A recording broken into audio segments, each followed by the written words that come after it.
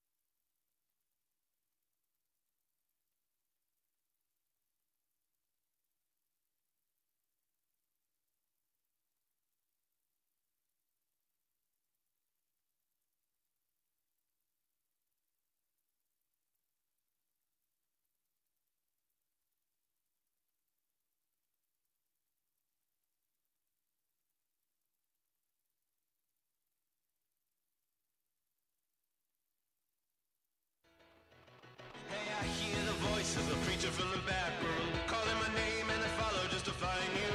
I trace the faith to a broken down television and put on the weather.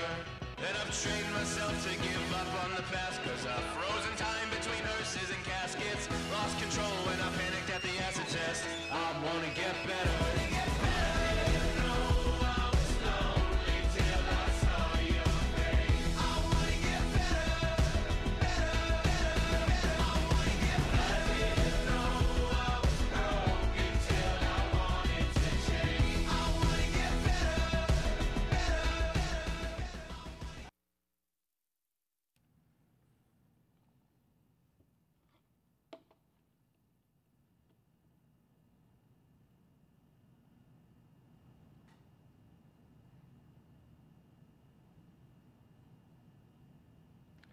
Hello and welcome to Muscatine Viewpoint. I'm your host, Chad Bishop, and glad that you could join us for our third episode of this season, where we're talking about all things Muscatine, the community leaders that help make our town an even greater place to live, taking viewpoints from both the guests and then also people that will be able to join us. I believe we're live. I've got my computer here. We're streaming on our YouTube channel. If you haven't subscribed to it yet, please do. If we get to 100, then become able to get our own URL. But also, if you subscribe to our Facebook page, that's also helpful because right now we've got a link from Facebook to this YouTube channel. And also, we're live right now on Channel 9, which is the most important thing. If you're watching us now on a Thursday episode, you're watching it live. Anything goes. Otherwise, we do replay the show every weekend from noon, 5 and 10 p.m. right here on Muscatine Public Access, Power and Water, Channel 9. Now, this show is about our opinions, our beliefs, not necessarily Muscatine Power and Water, so they just provide the facilities. So we're responsible for that content. That frees us up a little bit to chat about things and opinions that we have about current issues. In today's episode, we have very excited to have our continuing installments on Muscatine political candidates. None other than our Muscatine Mayor, Diana Broderson. Welcome to the show. Welcome. Thank you. Yeah, I'm so glad you're able to be here. Lots going on with the political race and with our city council, so it's going to be a thrill to chat with you, get your perspectives, learn a little bit about what it's like to be Diana, you know, your daily life, your future aspirations, whatever we kind of work ourselves into. First of all, though, tell me a little bit about what you do. What's your day like? Where do you work when you're not the current Muscatine mayor? That sort of thing. I work at the Y. Okay. I've been there about 20 years, and I work with families, strengthening families. How long have you done that? 25 years? 20 years. So that probably has affected your perspectives and your agendas with respect to your values in Muscatine, working with families and strengthening them. Absolutely. So that was kind of my first question. When you originally ran for mayor, so we got to go back in the time machine here. I remember when you ran against Dwayne Hopkins, and I remember, you know, everybody kind of talks about their agendas and what they're planning on doing. Sure. What were some of those things that you originally were really hoping that you could have happen when you ran originally? Was to continue to strengthen families in our community, to lift people up, give them a voice, advocate for them, and help them be more involved in our community. Okay, so that really something you're kind of an expert at, it sounds like. Sure. I hope to be. Yeah, well, with that much experience, and you have a family. Absolutely. Every Wednesday, you and your family have a dinner of sorts, you mentioned. We do, yes. What a great, I should do something like that. Sure. Because family's important. It's very important. And not everybody in Muscatine has that opportunity. No, they don't. We're very fortunate. Our kids and grandkids live right here in the community. Primarily, we have a couple on the outskirts, but they all come home. We love it.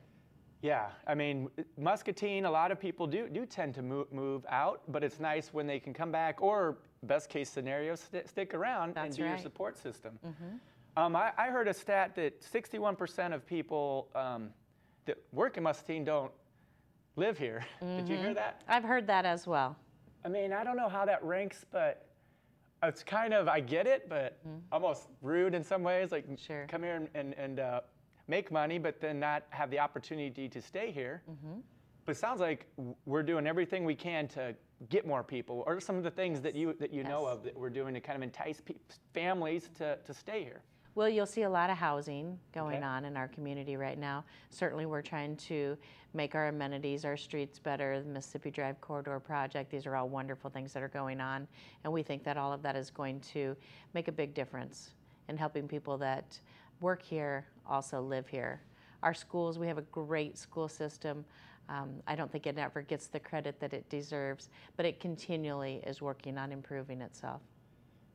Yeah, all good points, and people that are watching this are probably from Muscatine, so they get it, but we're on the YouTube channel now, so people that moved away, I hope they're tuning in and kind of enjoying what you just said, because it's true. We wouldn't still be living here if there weren't so many great reasons. Sure.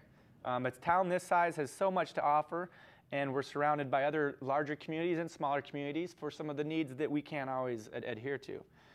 Okay, so we want to talk about the Muscatine mayorship, and because you're running for mayor again. Yes. And so what I'm hoping to do with this episode and this season is to give all the candidates a chance to talk about their past candidacy and reasons why people should vote for them. I assume that that's one of your goals, is to be reelected. Certainly. Okay, and you're current mayor, so we got all sorts of things we can talk about. All right. All sorts of fun. But tell us a little bit about your first months in office. Like, how did it go? Because you were a brand new mayor, so you would have expectations, but You know, it's like your first day at your current job at the Y. You have expectations, and they may or may not have been what you thought, but obviously at the job at the Y, it worked out pretty well because you're still working there. But what were the first, couple days, months like in office for you? And like, how did they meet your expectations, or just talk about us about that? Well, I wanted to make sure that I educated myself well on what the job required and what it entailed. And so I went away to a training that the Iowa League of Cities that Muscatine belongs to. They hold trainings for new mayors and new councilmen to attend that can really educate you on everything that you're going to be facing, teach you all about the different things with local government, and I found that to be very helpful. Yeah, it sounds like it. I wasn't aware that you went to specific training, but so they offer that. Was that mandated or something you took it upon yourself It to was do? voluntary. I'm the only one that went. Okay. What kind of things did you learn that really stuck out that helped you in the early early months? Well, a lot of things. It teaches you about table of organization. It teaches you all kinds of things about, TIFs and what, local government as opposed to county government and state government and all the different things that you would need to know, certainly for council meetings. Okay. Now, the public, how were you working out with the public at first? Because I'm imagining, just from what I can understand being a city employee, people communicate with their city staff about things. It's not always patting you on the back. It's kind of like, here's what we think could make our community better. Not to be trivialized potholes, but there's always that kind of like, hey, my street is so messed up. Is there anything you can do about it? Was that overwhelming? Talk to us about like your interactions with the public, like right at first, like right when you're brand new mayor, like you've got friends and family and people that voted for you, and public in general. What was that like for you?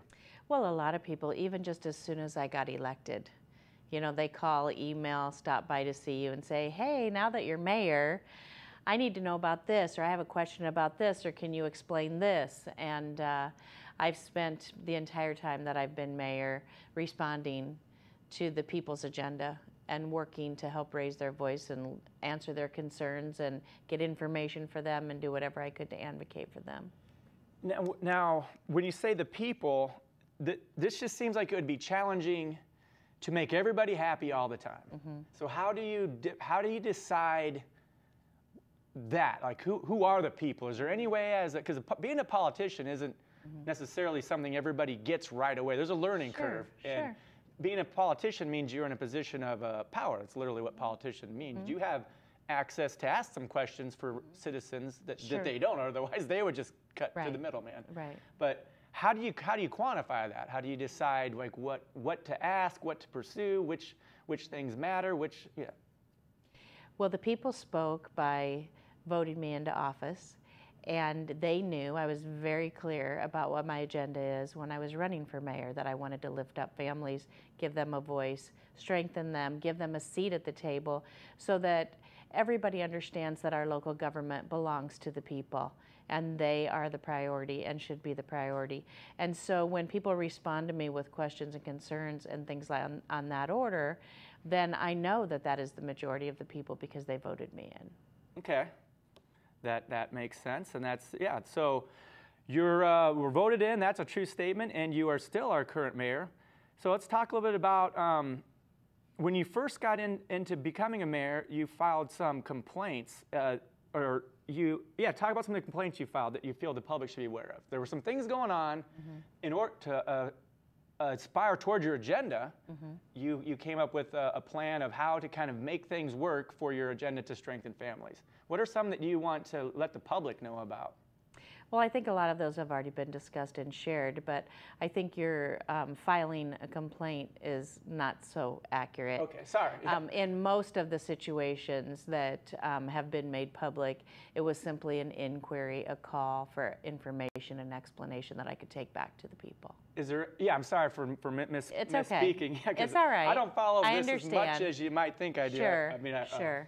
But is there anything, because what I'm trying to give you an opportunity to do is, I know you're doing this because you want to make Muscatine a better place to live. Absolutely. I can feel that, and that's something very obvious with everything you've done. Is there anything, while you've got an opportunity to maybe speak with an audience that hasn't read the paper or didn't sit through the 12-hour hearing or whatnot that you hope to address? Like, it's still kind of something Sure. that's important that we need to rectify. The individual issues are not nearly as important as the process. Okay. I am working for the people. I'm the people's servant as their mayor.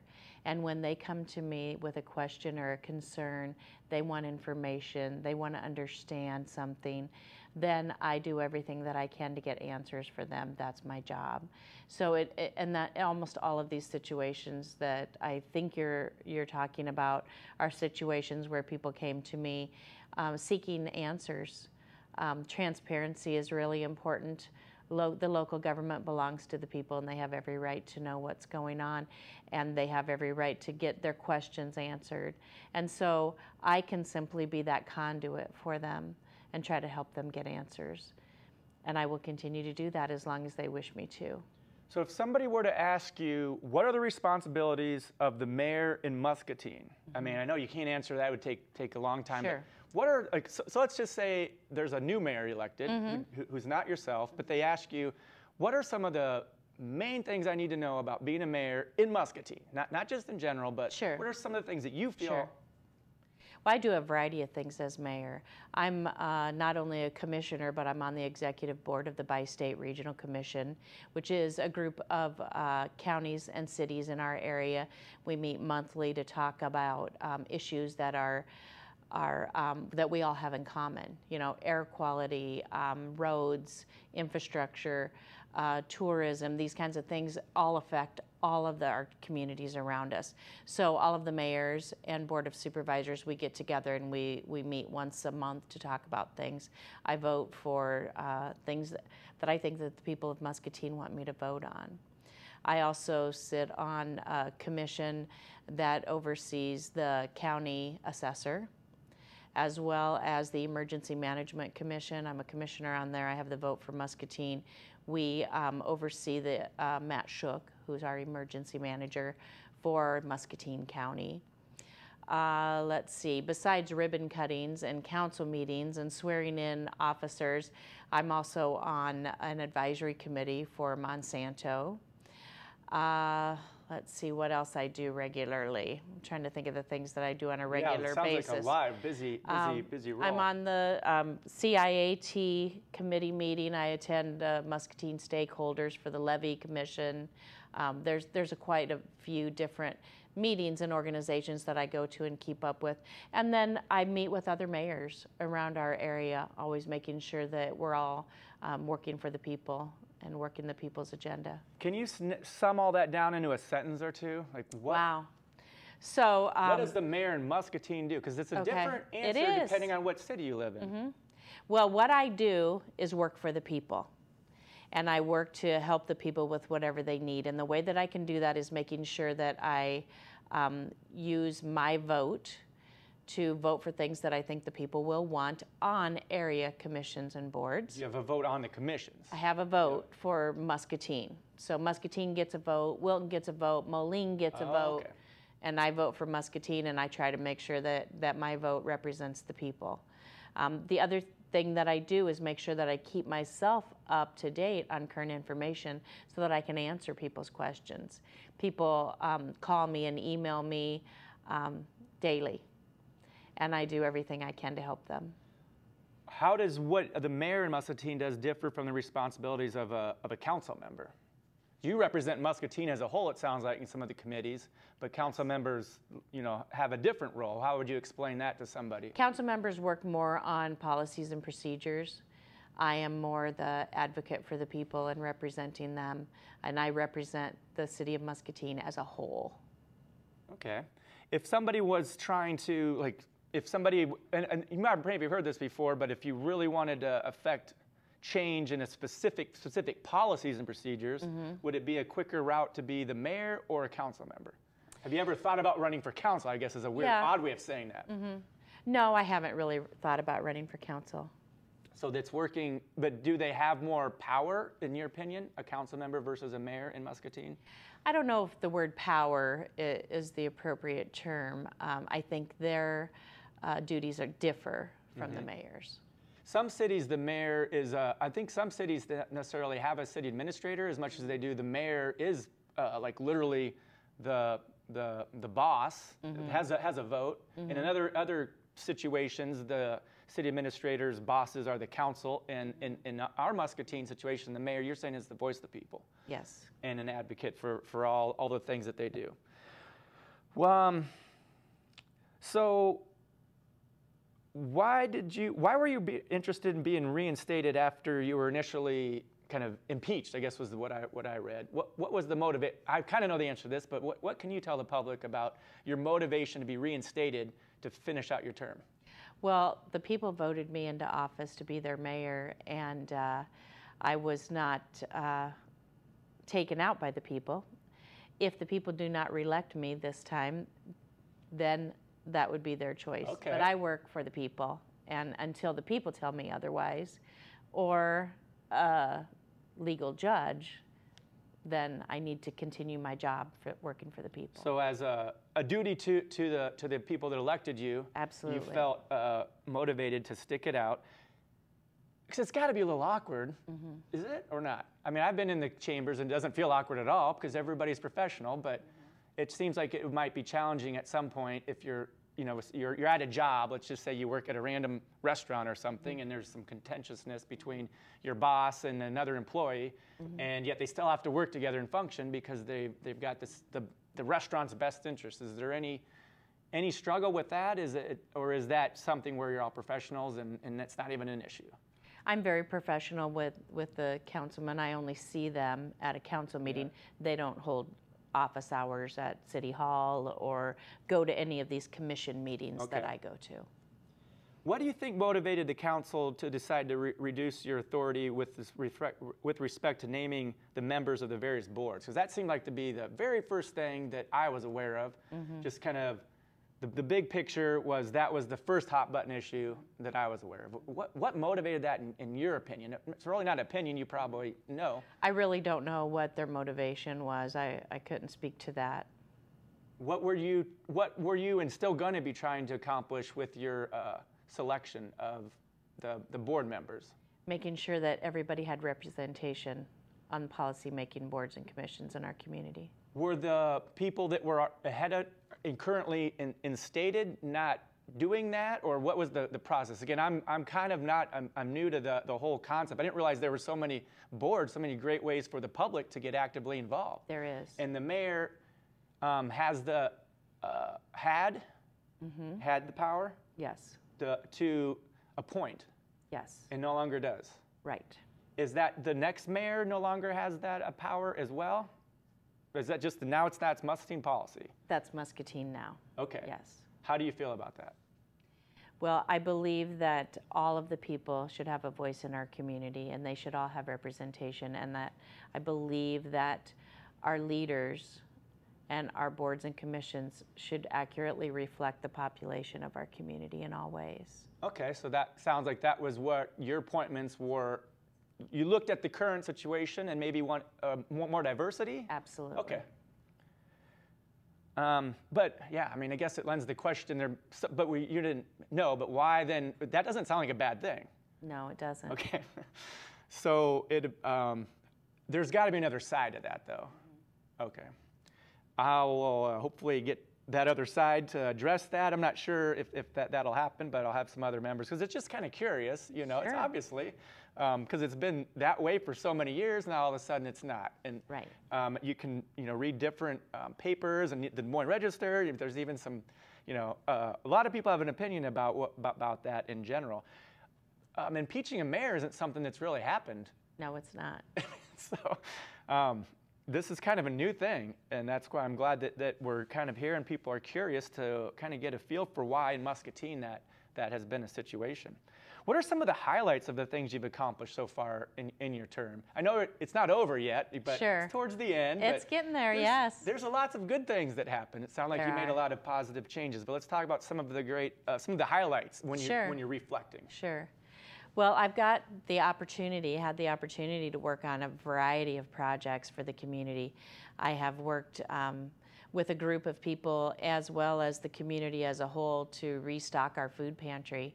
Unfortunately, Muscatine has higher than 50% of our students eligible for free and reduced lunches.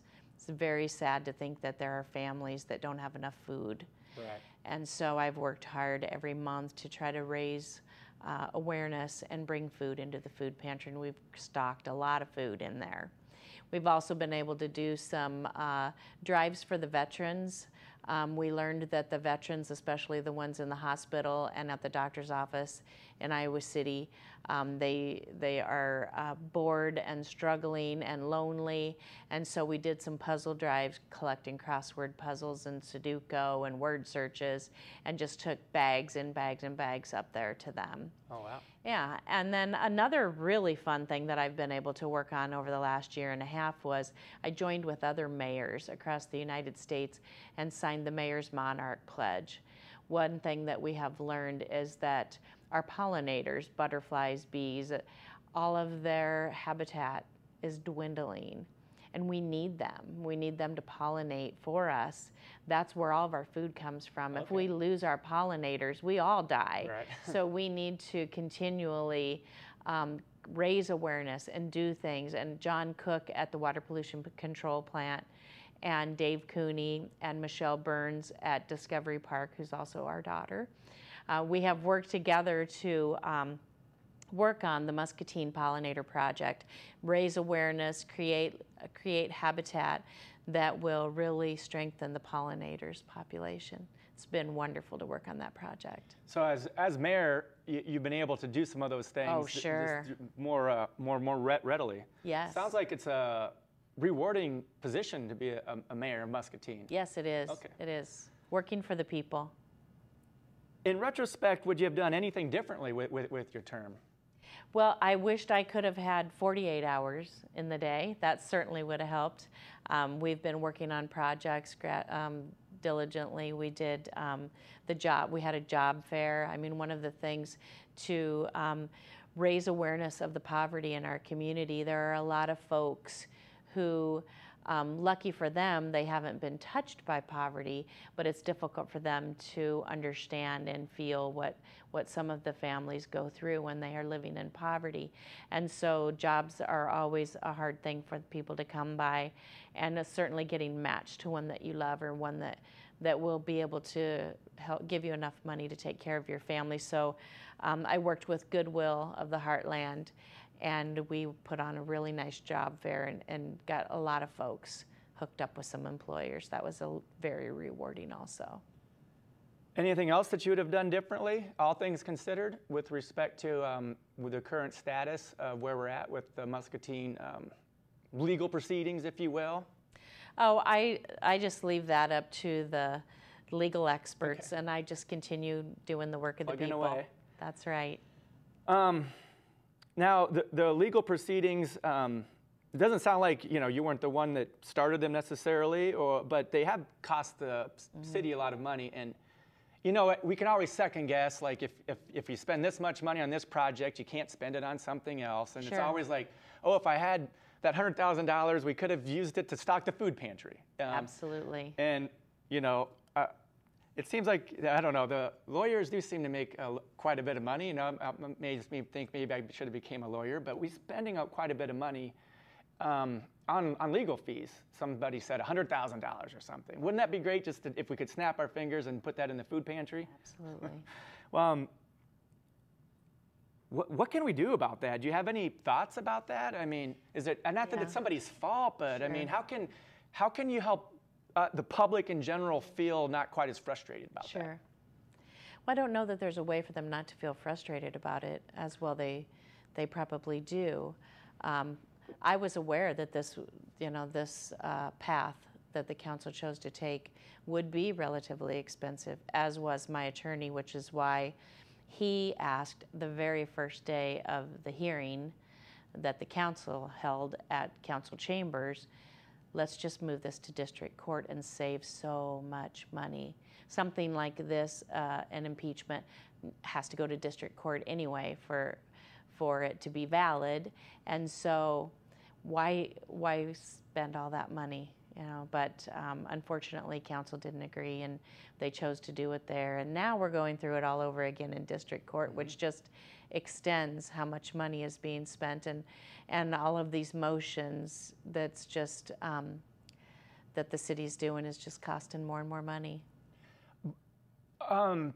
Sure, we're not the city council per se, but I'm sure it wasn't their agenda to spend lots of money on legal proceedings. Right. That couldn't have been like they're so happy about it. I know. But do you have any guess as to what the disagreement was? Because as you're saying, it sounds pretty logical. But there had to have been a motivation to have the hearing. Well, yes, I would think so, but we were very clear explaining it to them that day. I think that's been watched on YouTube many times, and where people can see how we tried to convince them, you know, let's cut these costs. Let's not let this money just keep mounting higher and higher for the people. I guess my conjecture, is a new word I learned, would be that they weren't able to talk openly. They were advised not to talk about what the different things were that they were maybe finding objection to, and the hearings were a way to communicate in a formal setting to the public. Would that make sense at all? Or because that's kind of what happened over the course of 2 10-hour hearings. We were able to kind of get a big picture of what the scenario was.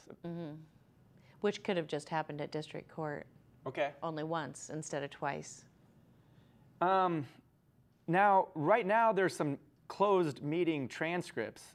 Do you feel those should be made open to the public in all cases? Or in this case, that was something I read about in the paper as well. Sure. Certainly in this case, the judge decided. My legal team asked, should these be included in the evidence? And the judge looked at them himself and said, yes, they should.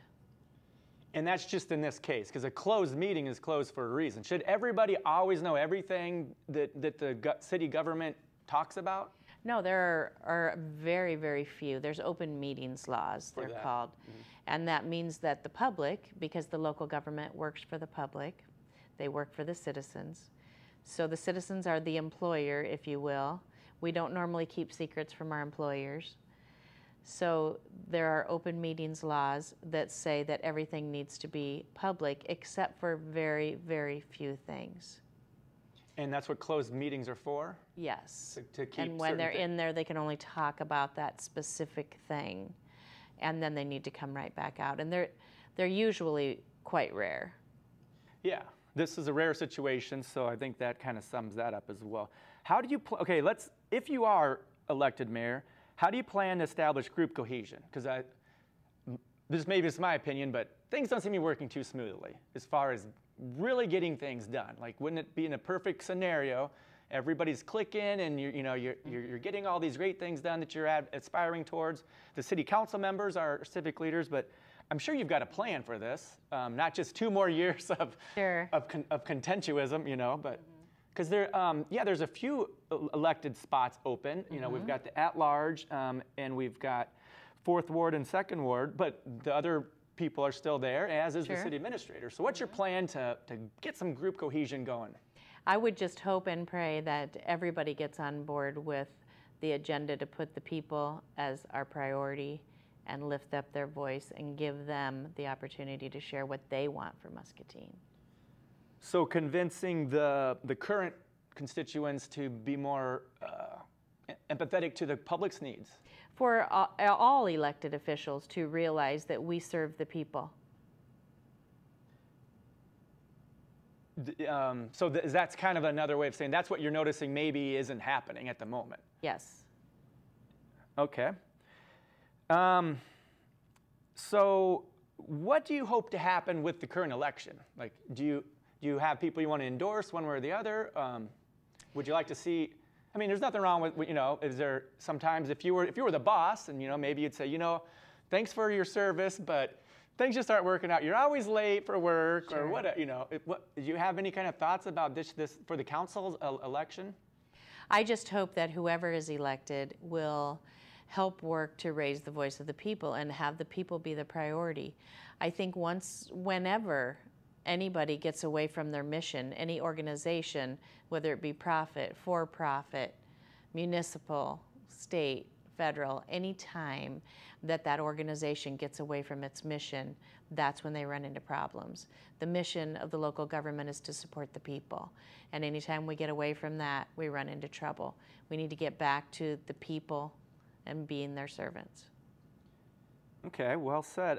Is there any small part, so let's just say if the goal is what's in the best interest of the people, and you feel that the current or the newly elected city council just isn't going to represent the people in the way that you think they are, is there any part of you that thinks that what might be in the best interest of the people is if I step down? Or because this isn't necessarily your opinion, but there is a faction that says, I think there's a website called Remove the City Council. I mean, it's not the most flattering thing to be a council member who are, in my opinion, civic volunteers, but there are people that feel very strongly that the council should be removed, and there's people that feel strongly that they'd prefer that you not run again as well. Sure. How do you kind of rectify all that? I don't know how you would rectify that. All I do is continue to do what I believe is the best thing to do for the people in Muscatine.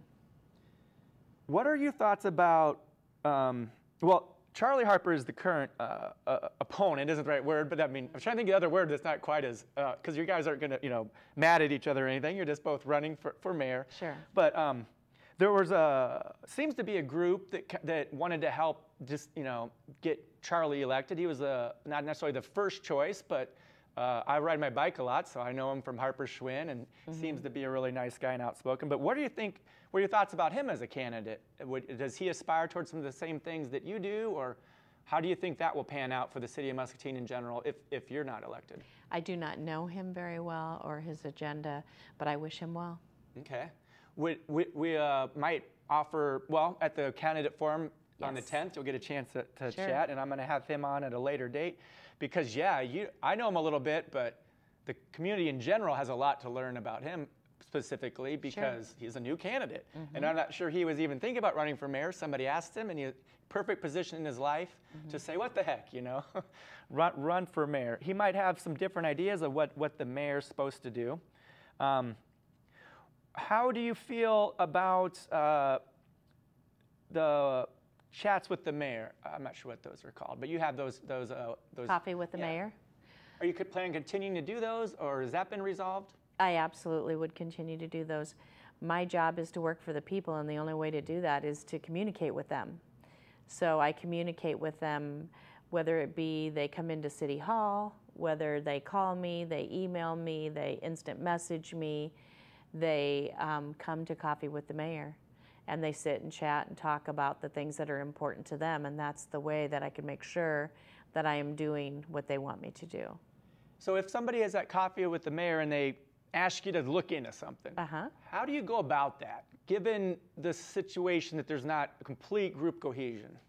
Well, I start by sending an email to the department head of whatever it's pertinent to. If it's roads or potholes, then of course Public Works, or if it's something to do with garbage pickup, then it'd be Christy Corpy down at the transfer station. So I send an email to them and copy it to Mr. Monsager and explain what the situation is and ask them about it and how best to move forward. What are you, okay, that makes sense. There's been kind of talk that you and Mr. Monsager don't communicate a lot. Are you communicating enough to get the things done that you both need to get done? Or is there anything that can be rectified along those lines? Or is everything smooth sailing? That's an important person for the mayor to get along with. Wouldn't you agree? Yes. How's that going? I follow the process that was explained that he prefers, which is sending an email to him, copying him on an email. Okay. There's a lot of emails, I bet, going on in city government. Tell me about that. Is there just a lot? I mean, it seems to me like once you open your email, you can email the president, somebody else answers answers them, but you seem like you're pretty open, so you probably do get a lot of emails, and it sounds like you're sending a lot too. Yes. So that's why maybe you said you wish you had 48 hours. Yes. Is this stressful being the mayor with your agendas? I mean, or I'm sure it's rewarding, but Yes. just talk about that. It's just, I just keep doing what the people want me to do. So they've even stopped by my house to say, Mayor, I'm having a problem with this or that. And they oftentimes, sometimes the problem has already been solved, but they just want to tell me about it. You know, people want to be heard. People want to be valued and respected. And that's my job, and that's what I do, and they know it. And I think you'll have a hard time finding anybody that came to me for help that I didn't do everything I possibly could to help them. Every call's returned, every email's returned, and I spend my time working for the people. Yeah, and I think it sounds like that's a worthy aspiration, but frustrating at times to work for the people when you can't fight every battle, maybe, let's just say. I mean, at some point, do you have to say, okay, you know, take a deep breath and then kind of Sure. pick and choose? Because Well, there's no way, you know, I mean, or maybe there is. Maybe that's something that's different about you, is that you go that mile regardless of. I go that extra mile for every single one and do everything that I can. Now, sometimes the answer, it can't be solved, but we work it through to get the answer. And when you say this, we'll kind of wrap things up a little bit. I'm gonna give you a chance to, because I know you got to go to the city council meeting today. Yes, So yes. Busy person. When you say you work for the people, there's no way you can work for all the people. I mean, some people are going to vote for you not to be elected. But so how are you always sure that you're working for the people? I mean, maybe you're just working for this one person who has this particular complaint. You follow it up. Or you just, is that kind of the randomness of it? Like what somebody says that's the people at that moment. When the people come to me, they're the people. And the majority, as long as I'm mayor, that means that the majority of the people voted me in, and they like the way I'm doing it because I'm very vocal about how I'm doing it. How do you think this election is going to go? I think one of the silver lining is that people are learning a lot about Muscatine politics. Sure. And we had an all right turnout for mayor. When Mayor O'Brien, we didn't always have an all right turnout because he was kind of doing a pretty good job, and nobody really felt like running against him because Sure. it wasn't broke, it wasn't fixed. You know, I noticed what he did was he was an ambassador. Did a lot of ribbon cutting, not to minimize He also it. started a lot of task Yeah. forces and policies, and did a lot of community projects as well. Do you think there's anything that we can learn from how he operated that, he didn't get impeached or whatever? Is there anything Sure. he did differently, or is it your tenacity to be the voice of the people that maybe I don't know, is there anything we can learn from that approach? Because you're right, he got a lot done. He did, and he worked for the people. He Okay. appreciated the people. I've met and talked with him and Mayor Shawlin many times. Yes, I continue to move forward. If you're not elected, how are you planning on, I'm sure you're not just going to bow out, and because no matter what, you work at the Y, so you're always going to be able to keep chugging along. What do you foresee your future in politics if you're not elected as mayor? Like, what kind of committees are you still going to be on, or what are going to be some of your causes? Well, I would continue to doing whatever I can to strengthen families in our community, Okay. no matter what role I'm in. This is an opportunity for viewers to learn about your candidates, and so you can vote with an education. But I want to give you the last word as far as, if I was running, I would, why should they vote for you? But you have an opportunity to kind of reinforce your platform this year. Sure. My platform is that I will do everything that I can to lift up the people, to give them a voice, to strengthen their families, to advocate for them, and do whatever it is that they wish for me to do as mayor. And I appreciate their vote on November 7th. There you go. See, that's what it's all about. You have to ask for the vote. You're not going to get it. Absolutely. Well, thanks a lot for your time. I'm glad you stopped in, and some of the questions maybe, it's just a different kind of election year, but people are curious, they want to know, and I bet this will generate some talk. Hopefully, if you're watching at home, there's different ways to chat and communicate and follow up. This show, among other ways, is your chance to communicate with your fellow residents, to educate yourself about ways that you can actively make Muscatine a better place. So there's our Facebook page as far as follow us along. We've got the MHS Homecoming on there right now. Alex Orland's brought that to you. We try to bring you, we can't cover everything, but we try to bring you some of these great things that are happening in Muscatine. And shows like this. If you'd like to be a guest on this show, you can. I've got it booked for a while. And then also, This is the public show and channel, not mine by any means. I'm just readily available. But I would encourage you, if you'd like to have your own show or be a guest, that's an option. You can be on this channel. That's why Muscatine Power and Water, the college, grouped together so residents can communicate with their constituents. So next week we have Kelsey Brackett and Jeff Osborne, I believe. That's tentatively, but we should be able to get through all the council members. They're all invited anyway, including Charlie Harper, and maybe even you one more time when we get closer, depending on how things are going. But well put, and thanks so much for joining us. Thank you, and thank you to everyone. Okay, well, that's it for this week. Until next time, we'll see you.